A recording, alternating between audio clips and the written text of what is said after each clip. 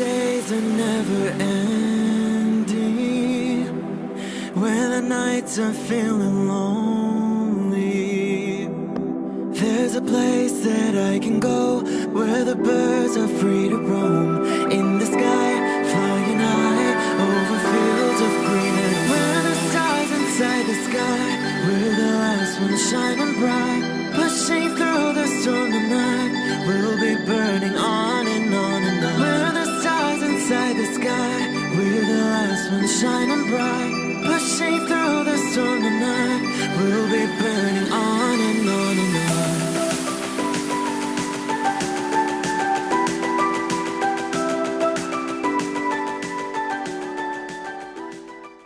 Hello Leo, this is Inspire 2016 with your weekly tarot reading for the week commencing the 17th of September until the 24th of September 2018. The first card for you is representing, how do you feel about yourself? Your card is the Three of Pentacles. The message of this card is the initial completion of a goal or plan.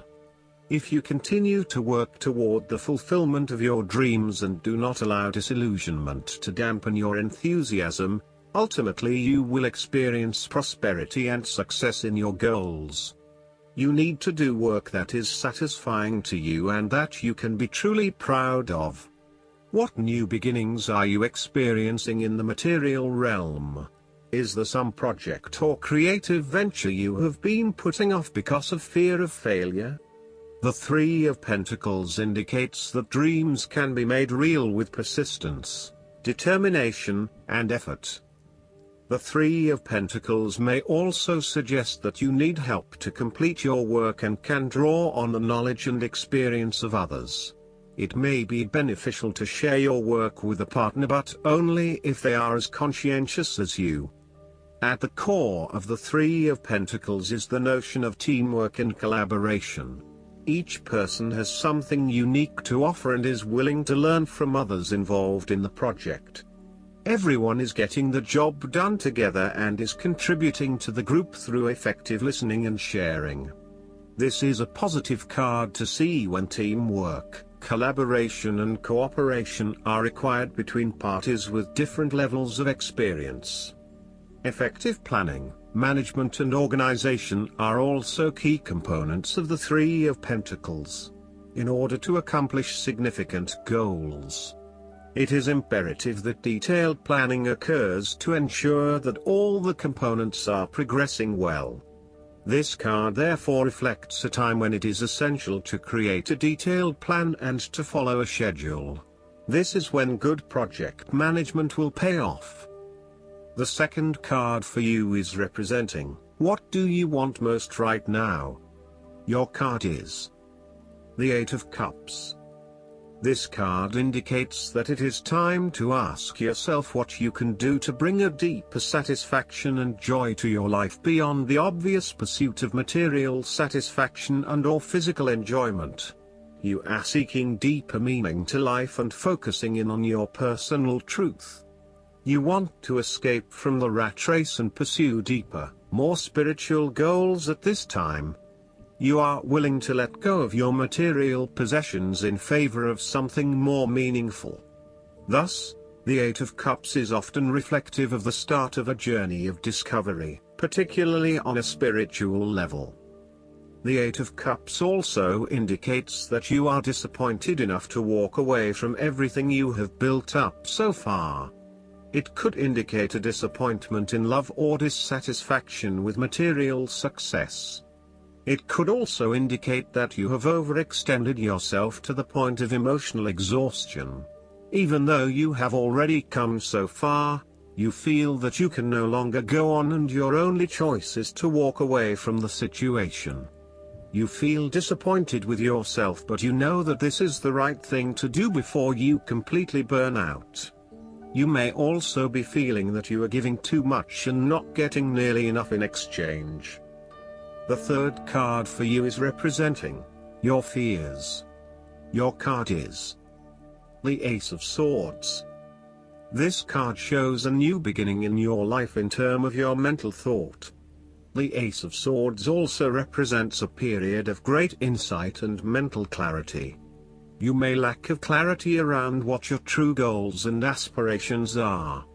You have a high-level understanding, but have you been able to define this in more specific terms? This card often appears when there is a lack of clarity or complete understanding of the task at hand, and asks you to spend some more time on clearly defining in very real terms what it is you want in life. Set yourself some specific, measurable, achievable, realistic and time-bound goals so you can be really clear on what you are working towards. Focus on the basics and do some better planning.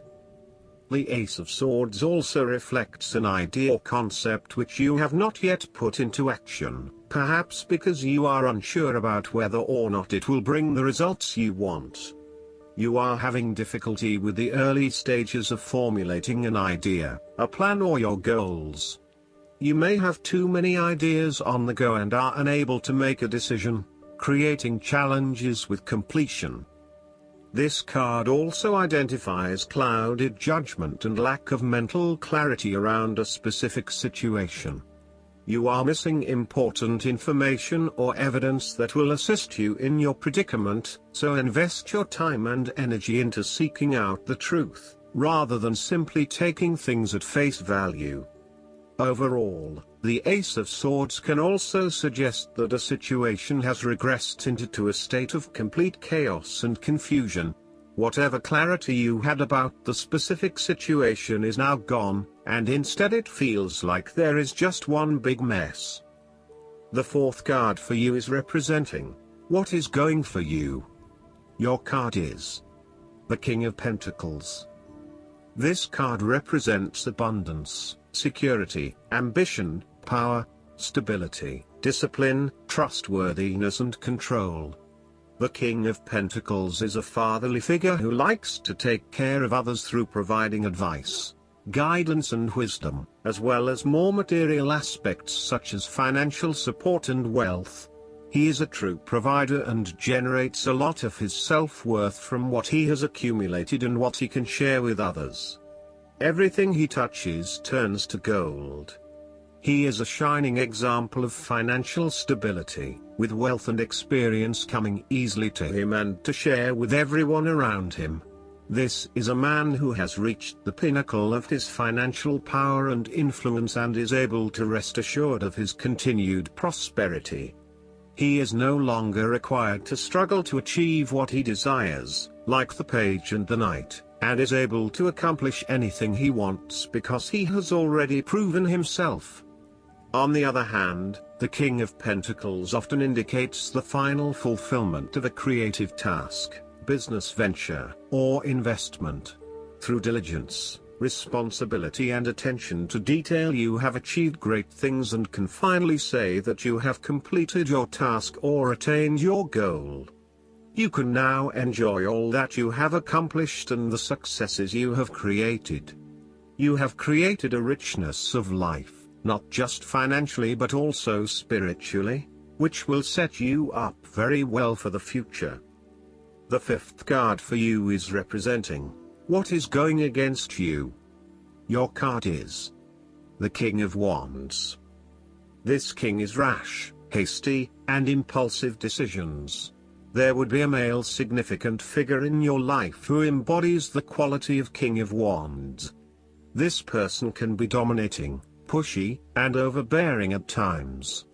This is rarely done with an intention to make someone else submissive. It is just a strong tendency that sometimes he takes control. The King of Wands type usually does not even realize when he or she crosses the line between being assertive and aggressive. At worst, this king typifies the most selfish, ruthless qualities of fire. He can denote a manipulative business contact who will use you as long as it serves his purpose. He may be a rival, competitor or unscrupulous opponent. In love, he represents a delightful flirtation that could wreak emotional havoc.